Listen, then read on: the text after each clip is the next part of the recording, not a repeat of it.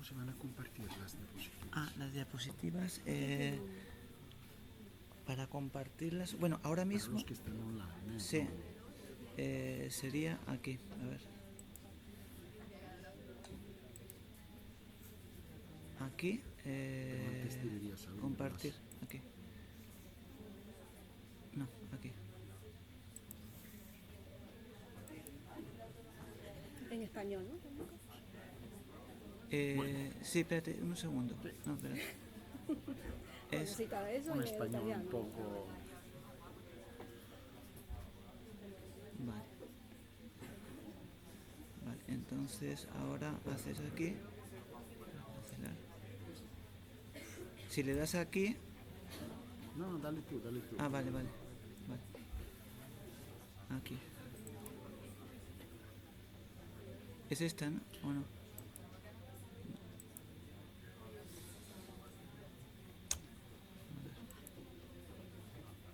Vamos a ver. Compartir.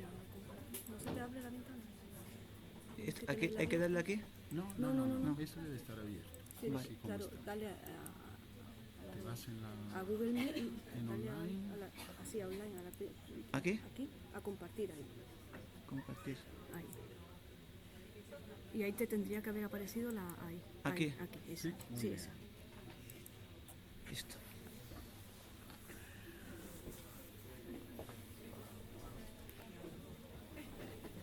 Mostrar mi pantalla en todos modos. Yo creo que es mejor que vayas haciendo así, porque como la amplíes igual no va circulando. Sí. ¿no? ¿Sí va? A ver si se... ¿Y cómo? No, vamos aquí. Presentación de la diapositiva actual. Ajá. Ocultar. Ya está. A ver, sí, Ahora sí. perfecto.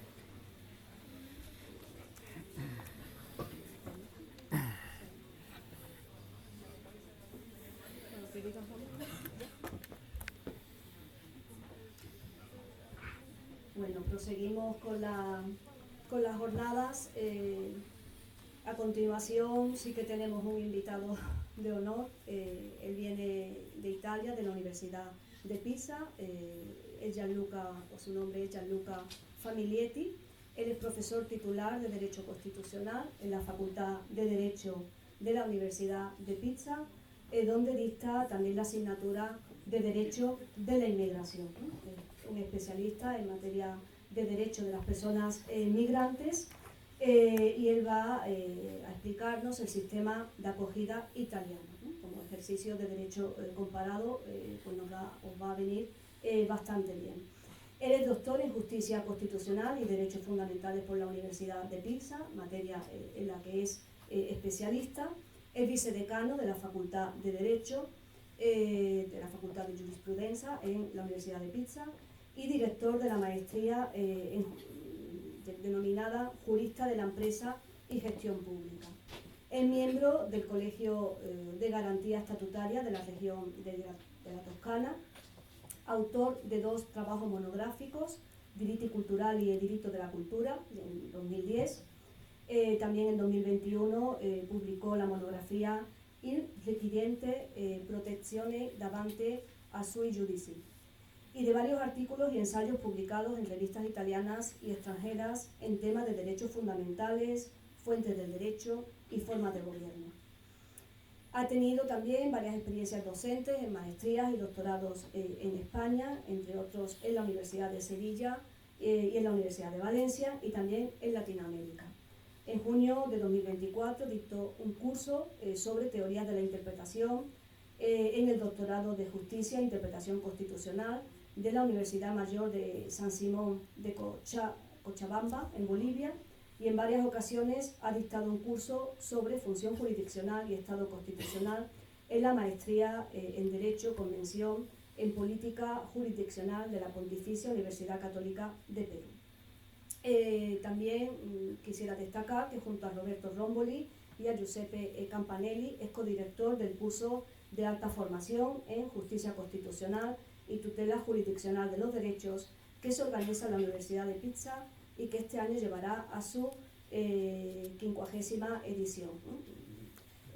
Tengo también aquí algo indicado, que es miembro de la Academia de Derecho y Migraciones, algo que es muy importante y que por tanto conoce de primera mano cuál es la situación migratoria en Italia. Yo sin más preámbulo cedo la palabra al profesor Gianluca Famiglietti para que nos exponga su intervención. Muchas gracias. Muchas gracias, Emilia. Buenos días a todos y a todas, y gracias al profesor López Ulla por la invitación.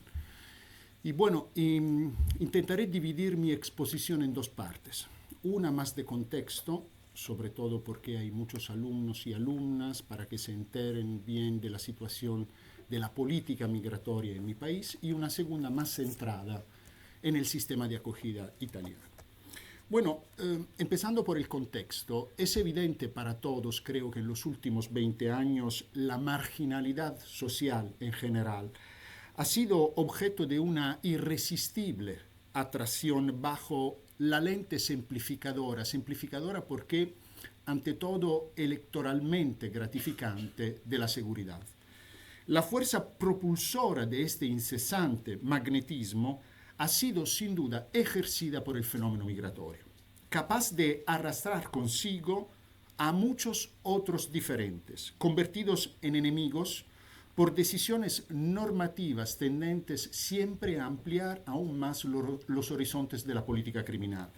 Un hilo conductor que parece haber caracterizado toda la historia normativa de los últimos 20 años se puede rastrear en la identificación de específicas clases de sujetos peligrosos para la sociedad y para la seguridad pública. Los extranjeros, las ONG, con su labor de rescate de tantas vidas en las aguas del Mediterráneo, manifestantes violentos, personas con antecedentes penales, gitanos, vagabundos, mendigos, aparcacoches ilegales, personas sin techo. Se trata de categorías, por lo visto, de diferentes, desviados respecto a un estándar ideal, portadores de un desorden social y, por tanto, indeseables, por lo menos para el legislador, para estos legisladores, que gestiona la marginalidad social como una cuestión de orden público y seguridad. Entre ellos, sin duda, los más peligrosos siempre para estos legisladores son los extranjeros. Y para ellos las normas a lo largo de estos 20 años han establecido crecientes restricciones en cuanto a la posibilidad de entrar y permanecer de manera legal en el territorio nacional, mientras otras disposiciones han previsto nuevas medidas con el objetivo de acelerar, por lo menos en teoría, la expulsión. El extranjero se convierte así en el sujeto indeseado por excelencia y los instrumentos privilegiados para restablecer el orden resultan la expulsión y la criminalización. Ha recibido así nueva vitalidad la ya largamente reflexionada e investigada visión del derecho penal del enemigo, un derecho penal fundado en la actitud interna del autor, un derecho penal por el cual no es el hecho, sino las características propias de la gente, lo que se erige a elemento decisivo para establecer la pertenencia al grupo de los enemigos. En un contexto político-cultural semejante hemos asistido con frecuencia a un singular pero muy ventajoso vuelco del paradigma del bienestar, en el cual las políticas penales han terminado por sustituir a las políticas sociales bajo eslogan que todos conocemos: tolerancia cero, primero los italianos, primero los españoles, los franceses, etcétera, etcétera. Bueno, la difícil labor de equilibrar la tutela de los derechos reivindicados por quienes llegan y la protección de los intereses colectivos por parte de quienes acogen ha sido prácticamente devorada por un discurso público sobre el cual en Italia, pero no solo en Italia, ha soplado sin obstáculos la retórica etnonacionalista, el viento etnonacionalista, que ha reclamado con fuerza la clara distinción de estatus entre extranjero y ciudadano. La atracción del fenómeno migratorio bajo el simplificador y en cuanto tal muy acogedor paraguas de la seguridad convierte al extranjero migrante no solo en un simple sujeto indeseado, sino también en el chivo expiatorio ideal que sacrificar al altar de una política que ya no es capaz de encontrar soluciones convincentes a las atávicas carencias que tenemos en el país. Con toda probabilidad, la política incluso ha renunciado a buscar soluciones, comprobando que resulta electoralmente más rentable una estrategia política que convierte una cuestión marginal en el corazón del discurso público, señalando a un grupo minoritario como problema central y atribuyéndole las dificultades económicas y las crecientes desigualdades. Una propaganda insistente, incesante contra el extranjero migrante y una amplificación mediática de los innegables problemas creados por la inmigración ha conseguido persuadir a amplias capas de la población de que la culpa de las dificultades del país recae en los inmigrantes.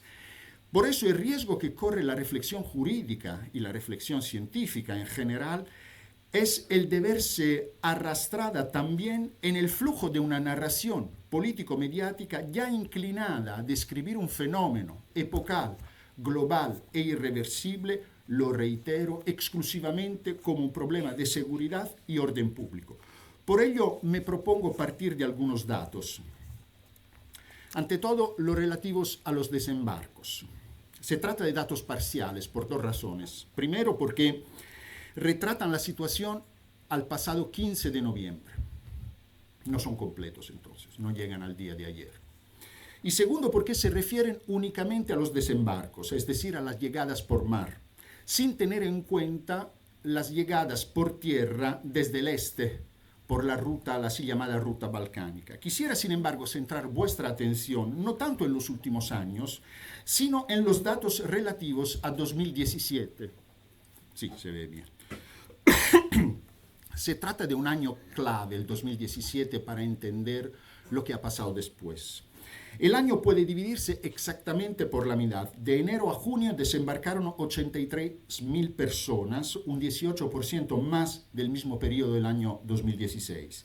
Si la tendencia hubiera permanecido igual hasta final del año, la cifra total de los desembarcos se habría acercado a los 200.000. Pero en realidad, en la segunda mitad de 2017, desembarcaron solo 36.000 personas, un 67% menos que el mismo periodo de 2016. ¿Qué había ocurrido? Había ocurrido que en febrero de 2017 el gobierno italiano de centro-izquierda firmó con el entonces presidente del gobierno de reconciliación nacional de Libia, al-Serraj, un memorándum, un acuerdo internacional, renovado varias veces desde entonces, la última el 2 de noviembre de 2022. Bueno, todos sabemos que la frontera del sur de Libia no se puede vigilar de manera eficaz. Y entonces, con ese memorándum, el gobierno libio, por lo menos uno de los tres que reivindica la legitimación a gobernar en Libia, se comprometía a vigilar, a patrullar las costas del norte de Libia, del Mediterráneo, para impedir a las personas que de manera relativamente fácil conseguían llegar a Libia desde el sur, de no salir hacia Europa. A cambio, el gobierno italiano se comprometía a pasar a Libia recursos tecnológicos, recursos para el desarrollo, mucho dinero, mucho dinero. ¿Cómo Libia consiguió que las salidas desde el país hacia Europa bajaran de la manera que he descrito anteriormente? Creando campos de detención, campos de concentración, verdaderos lager, donde se perpetran cada día cada tipo de violaciones. Este fue el verdadero pecado original de la historia reciente de la política migratoria de mi país. Un pecado original, repito, cometido por un gobierno de centro izquierda. Subrayo este aspecto porque por lo menos en principio un gobierno de centro-izquierda está formado por fuerzas políticas que deberían tener una visión no demasiado oscurantista hacia los derechos de las personas migrantes. Y con ese pecado original se pueden explicar muchas de las peores atrocidades perpetradas a nivel legislativo, a nivel normativo, por las posteriores mayorías que hemos tenido en Italia de centro-derecha y del actual, que es de derecha extrema. Bueno, dentro del macroflujo de las llegadas es posible desde algunos años aislar un microflujo autónomo que sigue la misma tendencia del flujo principal. Me refiero a los menores extranjeros no acompañados, con la venia de Antonio, que ayer nos contó de dos palabras que le horrorizan. Así como aumenta o disminuye el macroflujo general de los desembarcos, del mismo modo crece o disminuye el microflujo de los menores no acompañados.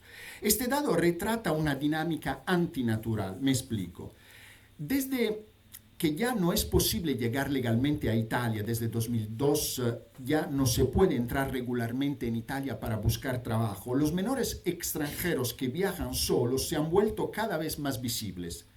Estos estaban prácticamente ausentes cuando la inmigración se producía siguiendo canales legales. ¿Por qué una dinámica antinatural? Porque desde siempre, incluso en la naturaleza, son los ejemplares adultos quienes se ocupan de los más pequeños. Pero si los adultos ya no pueden llegar y al mismo tiempo se aprueban normas que refuerzan las protecciones hacia los menores no acompañados, como hace la Ley 47 de 2017, que con razón justamente ofrece garantías a los menores que viajan solos, entonces estos sujetos, particularmente en riesgo vulnerables, han terminado por constituir un flujo autónomo, siendo a menudo aquellos en los que la familia, su componente adulta, deposita todos sus recursos en términos de esperanza y en términos materiales. Bueno, aquí indico los países de procedencia de quienes llegan por mar, por orden de volumen numérico. El dato se refiere siempre a mediados de noviembre pasado. Y aquí estos mismos números se expresan en términos porcentuales. Para este año el triste podio lo encabezan Bangladesh, Egipto y Eritrea. Ahora bien, tratar la cuestión migratoria en sí puede constituir la antesala, creo, para polarizar las posiciones entre favorables o contrarios a las llegadas, entre dispuestos o no dispuestos a la acogida, entre partidarios de la política de los muros o defensores de la visión de los puentes. Recomiendo a quien no lo haya hecho la lectura de ese magnífico libro de Ain de As, en el que el autor refuta muchos falsos mitos sobre la inmigración que contaminan el discurso público, ofreciendo al lector una gran cantidad de datos objetivos e irrefutables. Un enfoque correcto, entonces, uno de los posibles, evidentemente, parece ser, por tanto, situar la cuestión migratoria dentro de la cuestión demográfica.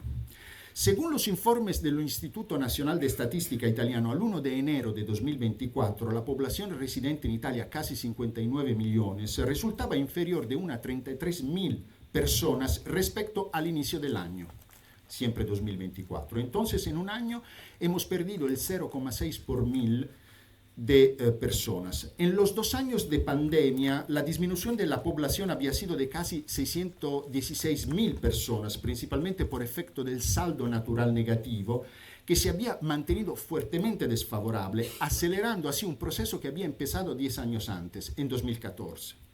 La disminución de la población es fruto de una dinámica natural desfavorable, caracterizada por un exceso de fallecimientos respecto a los nacimientos, solo prácticamente compensada por movimientos migratorios positivos con el exterior. El nuevo mínimo histórico de los nacimientos en 2024, 393.000 recién nacidos, contrapuesto a un elevado número de fallecidos, 715.000, genera un saldo natural de población fuertemente negativo. Pero si estos datos retratan el pasado recién y pintan con tonos grises la actualidad, otros datos resultan aún más alarmantes para el futuro. Si la tendencia permanece esa, una tendencia negativa, de unos 59 millones al 1 de enero de 2024 pasaremos a 57,9 millones en 2030, a 54,2 millones en 2050 y a 46,7 millones en 2070, con una pérdida total de más de 12 millones de habitantes respecto a hoy. Un país donde se nace cada vez menos y en el cual se vive, afortunadamente, más tiempo. Hoy los mayores de 90 años son 827.000, se duplicarán en 2051 y se triplicarán 20 años después hasta alcanzar a los 2,5 millones. Debe tenerse en cuenta además que incluso las políticas demográficas más incisivas no lograrían invertir la tendencia de manera significativa en los próximos 40 años, también porque la caída de la natalidad repercute en el número de mujeres en edad fértil, reduciéndolo drásticamente. Hoy la tasa de fertilidad es de 1,25 por mujer y aunque llegara a 2, no tendría un impacto significativo hasta aproximadamente 2060.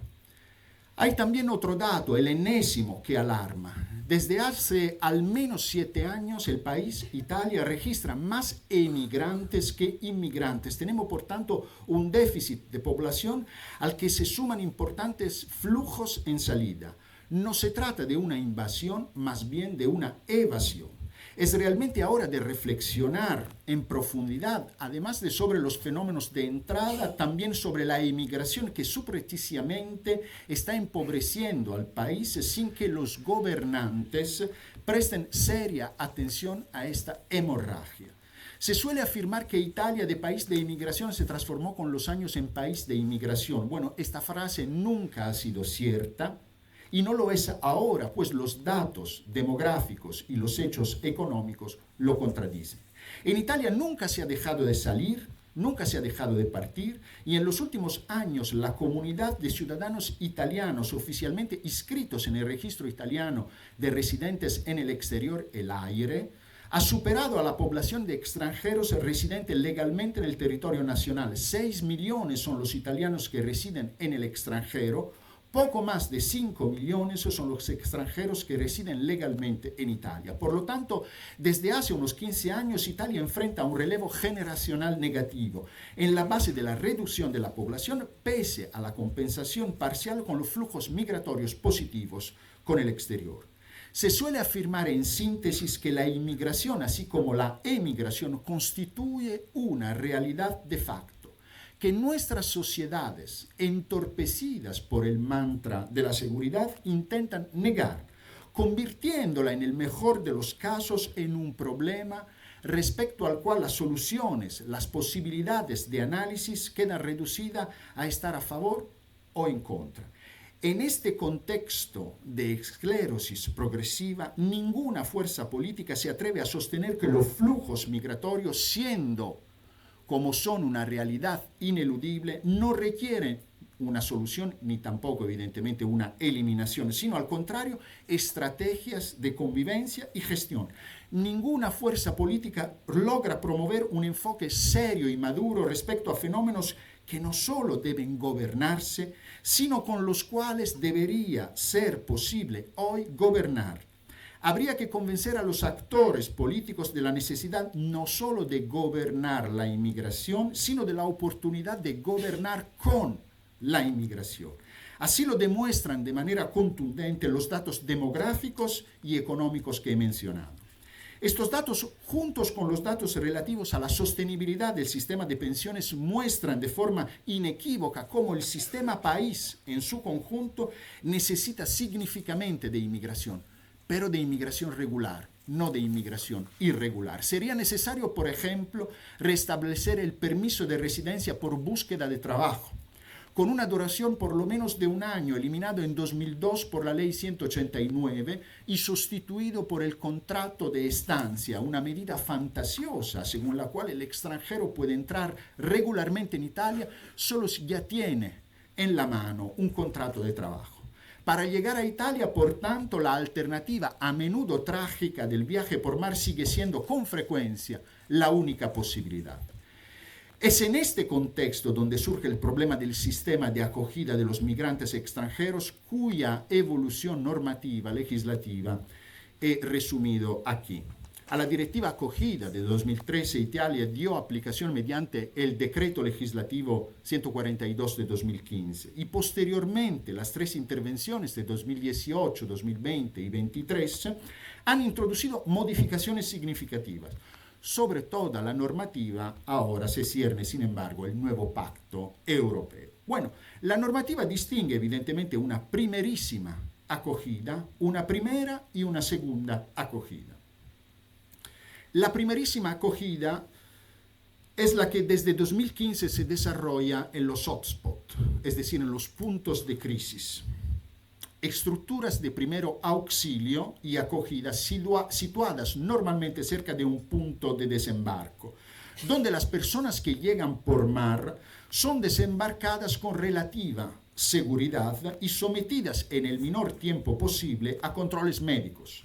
Allí reciben una primera asistencia e información sobre la normativa en materia de inmigración y asilo, son controladas, preidentificadas y tras ser informadas de su condición de personas irregulares y de la posibilidad de solicitar protección internacional, son fotografiadas y fichadas. Los hotspots activos actualmente se encuentran en Lampedusa, Pozzallo y Messina en Sicilia y en Taranto en Apulia. En este punto, en este momento, quienes solicitan o manifiestan la intención de solicitar protección internacional, el 99,9% de los que llegan de manera irregular, pasan de la primerísima a la primera acogida. Quienes no solicitan protección internacional o no cumplen con los requisitos, son por tanto considerados migrantes económicos, son retenidos en los centros de permanencia para la repatriación, CPR, establecidos para permitir la ejecución del decreto de expulsión. Estos son los verdaderos agujeros negros de todo el procedimiento, que debería culminar con la expulsión, o mejor dicho, con la repatriación, que sin embargo difícilmente se logra ejecutar. Regresando a la primera acogida destinada a los solicitantes de protección internacional, esta se desarrolla en centros gubernativos de diversa denominación. CPA, centros de primera acogida, CARA, centros de acogida para solicitantes de asilo, que son unos 15 distribuidos por todo el país. En esos centros continúa la fase de identificación si no se ha completado en el hotspot, y aquí es donde se presenta formalmente la solicitud de protección internacional. ¿Y qué hacen los solicitantes durante las semanas, los meses que pasan en esos centros? Ante todo son preparados por personal especializado para enfrentarse al momento más importante de toda esa fase, que es la audiencia delante de la comisión territorial que deberá decidir si el solicitante tiene o no tiene derecho a la protección internacional. Pero es en esta fase donde asistimos al inicio de la apuesta del Estado para la futura integración de los solicitantes. ¿En qué sentido? Durante la permanencia en estos centros se ofrecen servicios a los solicitantes que, sin embargo, debido a la reducción progresiva de la inversión pública, son cada vez más limitados, más escasos. Servicios médicos, asistencia psicológica, mediación lingüística, cursos de italiano. Sin embargo, la verdadera partida de la futura integración se juega en la segunda acogida. La Ley 189 de 2002, la que mencioné anteriormente, que eliminó el permiso de residencia por búsqueda de empleo e instauró el contrato de estancia, había creado el SPRAR, Sistema de Protección para Solicitantes de Asilo y Refugiados. Este sistema consistía en una amplia red de proyectos extendida por todo el territorio nacional, en la que cooperaban entidades locales, municipios, provincias y asociaciones del tercer sector. Accedían a esa red tanto los refugiados, es decir, personas que ya habían obtenido la protección internacional, así como los solicitantes de asilos, quienes estaban aún a la espera de una respuesta. Estos últimos podían acceder únicamente en caso de falta de medios de subsistencia, una hipótesis bastante frecuente. Esta red realizaba proyectos de acogida integral, no limitándose a una acogida meramente material, asistencial, sino encaminada a integrar a las personas en el territorio mediante su acogida en pequeños centros, desarrollando proyectos casi personalizados, sobre todo proyectos culturales y laborales. El SPRAR funcionó bastante bien.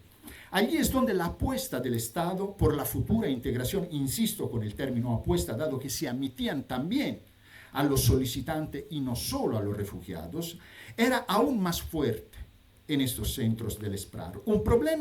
El verdadero problema era el número muy reducido de plazas disponibles, los cupos.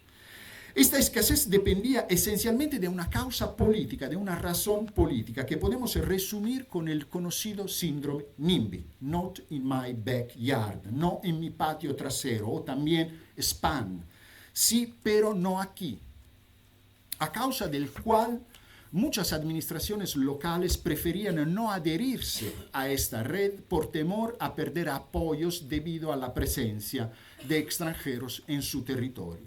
Así pues, en lugar de trabajar para aumentar las plazas disponibles, en 2018, con el decreto Salvini I, conocen a Salvini, Salvini en aquella época era ministro de Interior, la política eliminó el sistema SPRAR como sistema único de segunda acogida, considerando la segunda acogida un privilegio reservado a unos pocos, solo a quienes habían obtenido ya la protección internacional y no también a los solicitantes, se perdió el sentido de la apuesta por la futura integración posible. El decreto Salvini I sustituyó así el sistema SPRAR por el SIPROIMI, Sistema de Protección para Titulares de Protección Internacional y Menores Extranjeros no acompañados.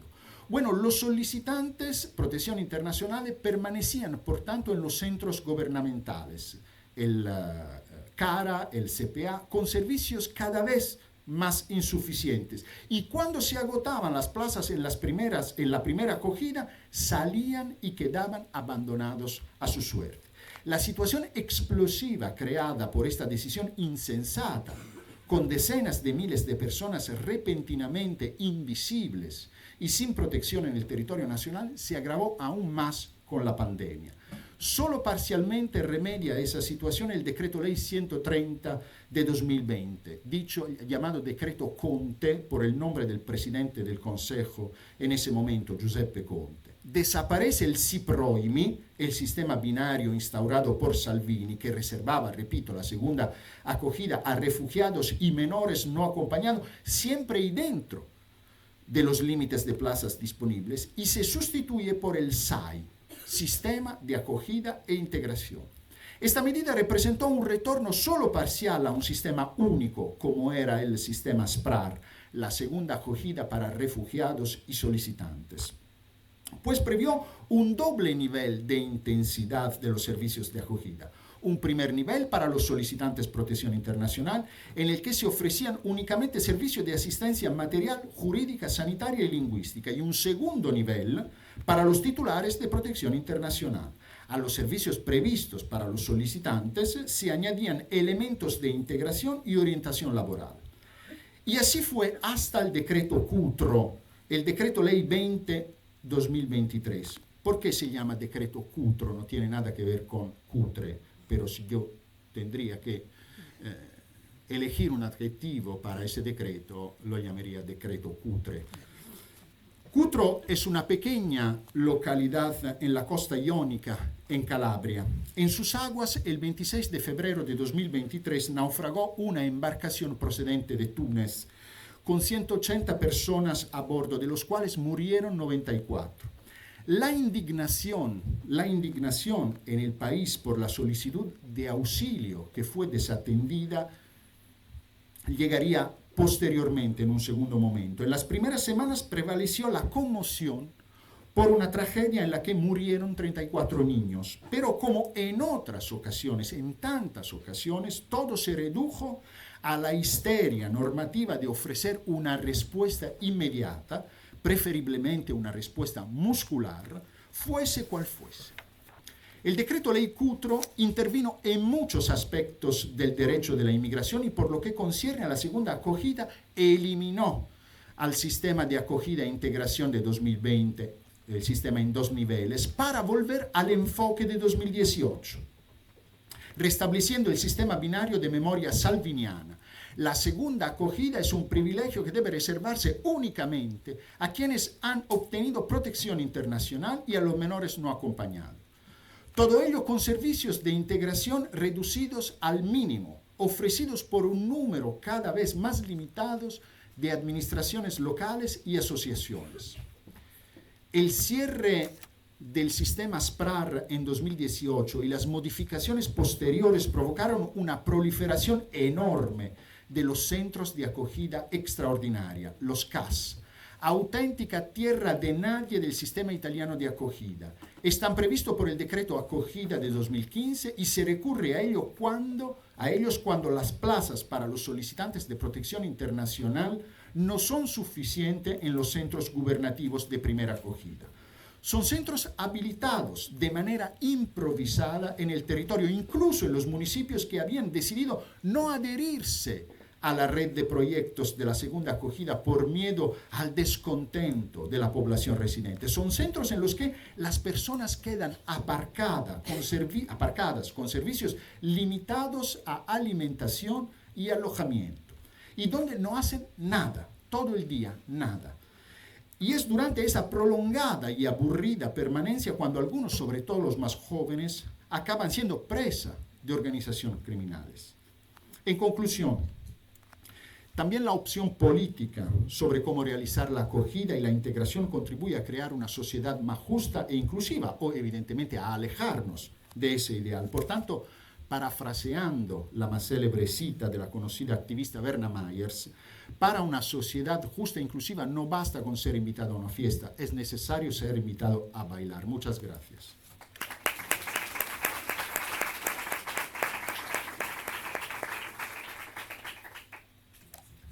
Muchísimas gracias por su intervención, ha sido sumamente esclarecedora sobre cómo funciona el sistema de acogida italiano.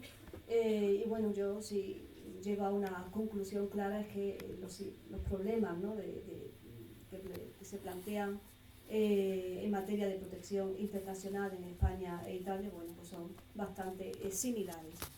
Así como la dificultad, ¿no?, de nuestros actores políticos para gestionar, ¿no?, el fenómeno de la migración de forma sólida, como reflejan los continuos volantazos que han venido dando en Italia con las distintas normativas.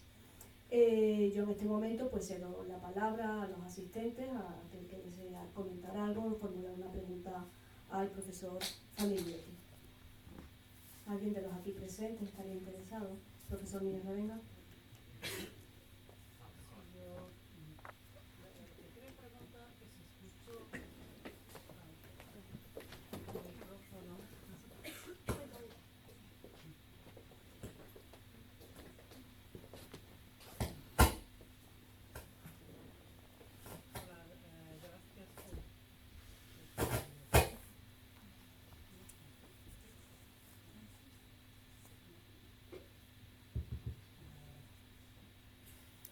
Muchas gracias por la conferencia. La verdad, como ha dicho la profesora, que realmente todas las políticas en materia de cooperación internacional van en un ciclo vicioso y se parecen mucho unas a otras.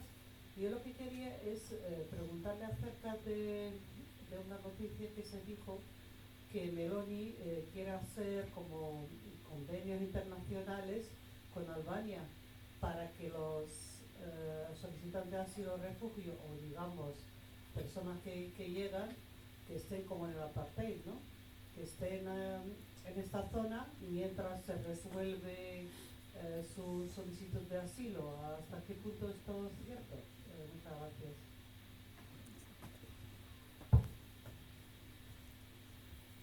¿Alguna pregunta más? Sí, ya contesta el profesor Famiglietti a todas las demás. Profesor Miguel y Michi. Bueno, siempre. Enhorabuena, Gianluca, por la conferencia, ha sido muy interesante. Me he quedado muy impresionado, la verdad es que no conocía el problema poblacional de Italia y sobre todo el dato de la emigración. Debe ser un caso único en un país del G7 como es Italia, ¿no? Que son los más industrializados y prósperos del mundo. Entonces, ¿quién está emigrando en Italia y hacia dónde se emigra? Porque, o sea, desmonta todo el discurso sobre lo nocivo, ¿no? de la emigración, ¿no? Y el problema del crecimiento negativo de la población. Son dos datos verdaderamente muy impresionantes. ¿Nos los puedes ampliar un poco? Gracias.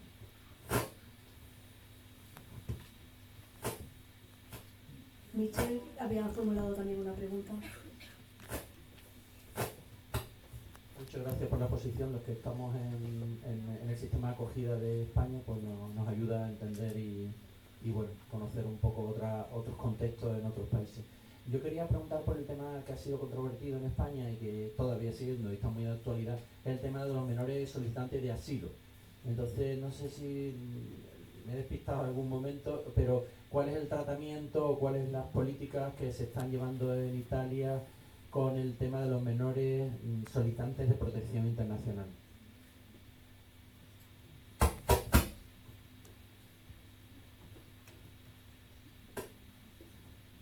Una cuarta y una quinta. Yo quería preguntar sobre la invisibilización que he visto un poco de la inmigración terrestre, lo de la ruta balcánica, que has mencionado ¿Dónde estás? aquí. Ah, Y has hablado de todo el rato de los naufragios y todo por parte del mar, pero yo al menos no sé mucho de la ruta balcánica, entonces tengo bastante curiosidad sobre eso. De las más peligrosas. Profesor Juan Manuel López Ulla le he pedido la palabra también. Bueno, no sé si tienes... Bueno, felicitarte primero, Gianluca, ha sido buenísima tu intervención. No sé si tienes el dato de qué tanto por ciento de solicitudes de protección internacional se admiten en Italia.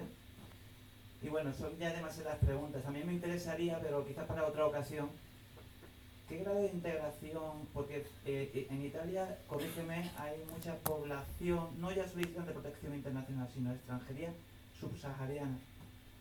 ¿Qué grado de integración hay en esta población? O si finalmente pues, se forman guetos o algo parecido. Nada más.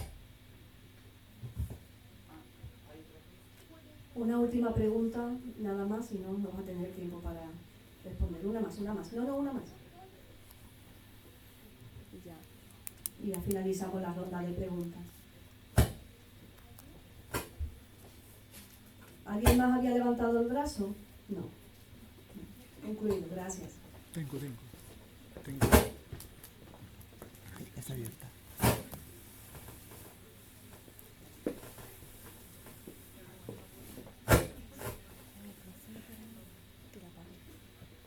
Yo ya puedo ir. ¿Ya está? Sí. Ah, bueno. Bueno. ¿Qué planes tenéis para la tarde? Empezamos por Albania. A ver, el 6 de noviembre de 2023 Italia y Albania firmaron un acuerdo internacional con el que Albania se comprometió a ceder 2 áreas del país al gobierno italiano. ¿Qué significa ceder? No voy a entrar en ese argumento porque los internacionalistas están trabajando mucho sobre ese tema. De todos modos, 2 áreas, una en el norte, en la costa norte, Scutari, y otra a 30 kilómetros en el interior correspondiente, Jader, donde Italia ha construido 2 centros de acogida, vamos. ¿Para quiénes? A ver, 6 de noviembre de 2023 se perfecciona el acuerdo en enero con la ley 14-2024, la ley de ratificación. si esto es un acuerdo internacional, un tratado o el tipo de fuente jurídica es muy discutido porque si fuese un acuerdo internacional debería pasar, y de hecho pasó por el sistema de ratificación parlamentario. Bueno, dejamos también ese tema de lado. ¿Quién se conduce a estos centros? Se conducen las personas migrantes interceptadas en aguas internacionales por autoridades italianas. Son dos condiciones. Entonces, si una ONG intercepta a personas migrantes en aguas internacionales, no puede llevarlas a Albania, tiene que llevarlas a Lampedusa, Italia. De lo contrario, si la Guardia Costera, la Armada italiana intercepta personas en aguas nacionales, también tiene que llevarlas a Italia y no a Albania. Entonces, tienen que presentarse las dos condiciones, en aguas internacionales por autoridades italianas. Y en la intención del gobierno, en estos centros deberían alternarse 36.000 personas al año. ¿Por qué? Porque en estos centros hay 3.000 plazas.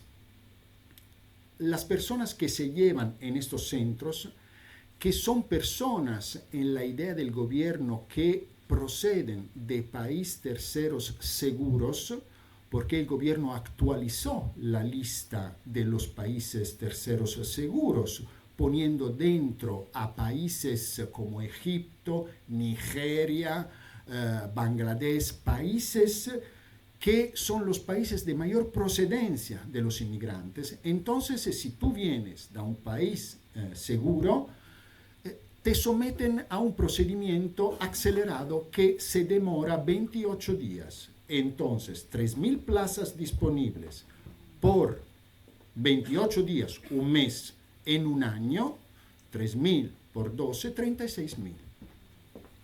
El primer viaje... en el primer viaje fueron conducidas en esos centros 12 personas.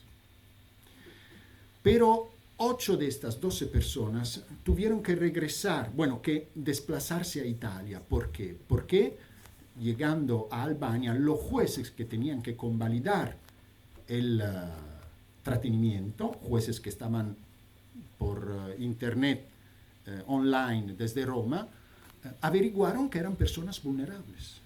Y la evaluación de vulnerabilidad, como dice la jurisprudencia europea, no se puede hacer en alta mar. Entonces, de los 12, 4 permanecieron en los centros y 8 fueron a Italia. Eso no termina aquí, porque cuando termina el procedimiento acelerado y el éxito es negativo, no tienes derecho a la protección internacional, tienes que ser expulsados porque te derubrican a migrante económico. No te pueden expulsar desde Albania, tienen que expulsarse desde Italia. Y entonces desde Albania te vas a Italia con otros barcos militares, con otros gastos. Bueno, hasta el momento estos centros están vacíos. Y hasta el momento el gobierno italiano ha gastado 1 billón de euros. Esta es la situación. Una locura, un balón de sé que...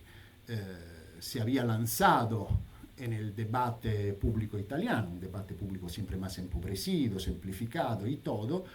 Y bueno, la situación es esta y de hecho Europa en el nuevo pacto asume este modelo de externalización extrema como uno de los modelos posibles. ¿Quién está inmigrando en Italia y dónde? En Italia no se puede llegar con un vuelo para buscar trabajo.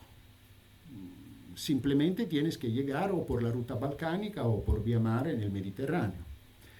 Y cuando llegas solicita la protección internacional, te autocalifiques como sujeto que pide protección internacional y solo esa autocalificación te da la posibilidad de gozar de un permiso de estancia de 6 meses, renovado de 6 meses en 6 meses hasta que tu posición no sea decidida por los órganos que tienen que decidir.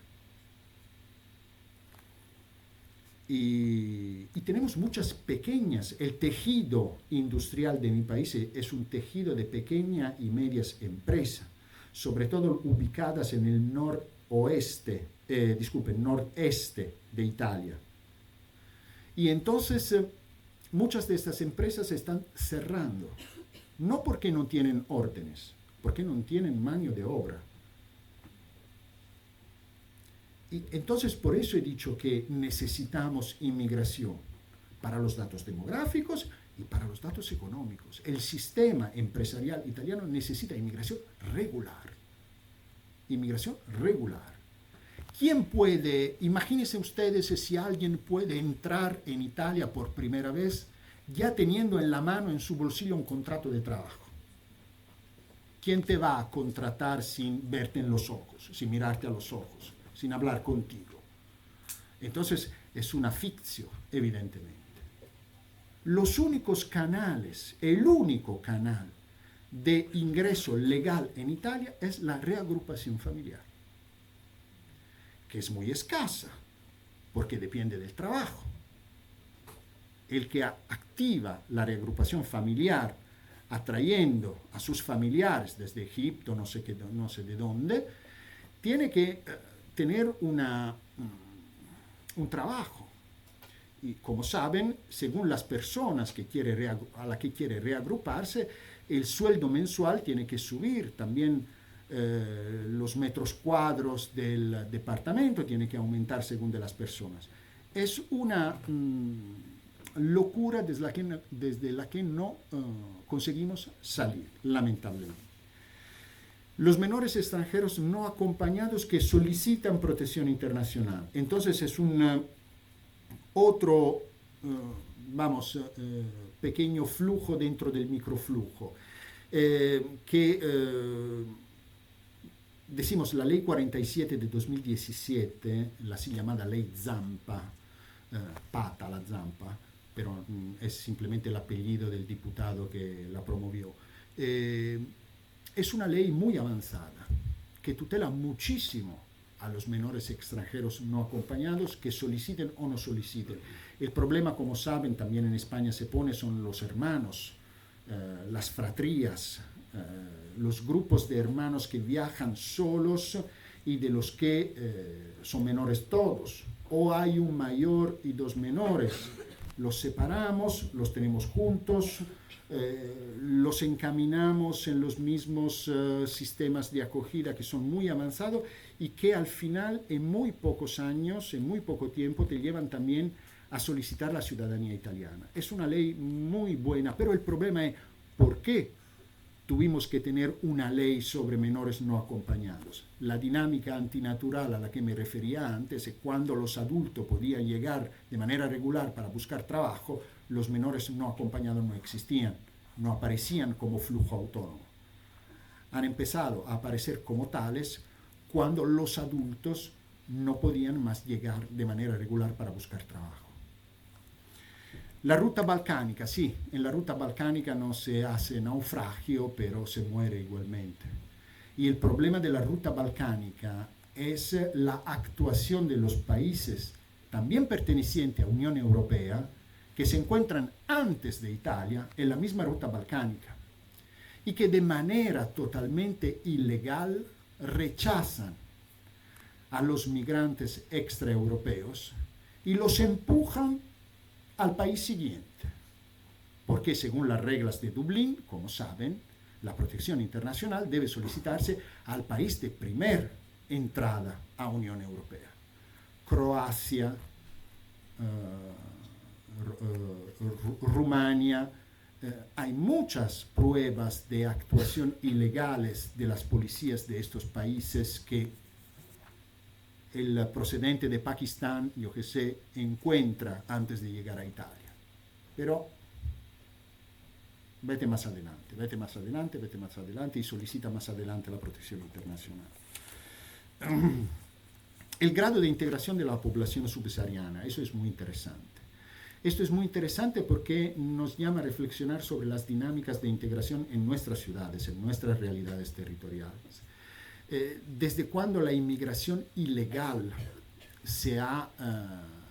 ha sustituido prácticamente la inmigración legal, ha aumentado muchísimo la tasa de analfabetismo en las comunidades migrantes.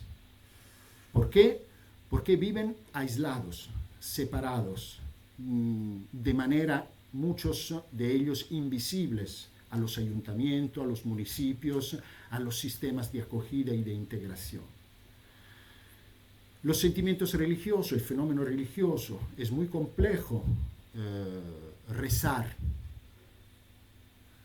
¿Por qué? Porque muchas administraciones autonómicas y también en algunos casos reglamentos municipales están impidiendo o están complicando demasiado los procedimientos de autorización para construir una mezquita. Porque como en España, también en Italia tenemos el sistema de la ley con las confesiones religiosas que son diversas de la religión católica. La intesa que precede a la ley. Pero a diferencia de España no tenemos la ley con Islam. Y entonces estas administraciones autonómicas han hecho leyes que complican los procedimientos autorizatorios para las confesiones religiosas que no tienen la ley con el Estado. Evidentemente es la confesión religiosa a la que piensan estos legisladores autonómicos. No sé si he contestado a todo, pero ya he gastado demasiado tiempo. Gracias. Pues muchísimas gracias, David. Damos por finalizada esta conferencia y pasamos a la siguiente con nuestro compañero Mohamed. Así.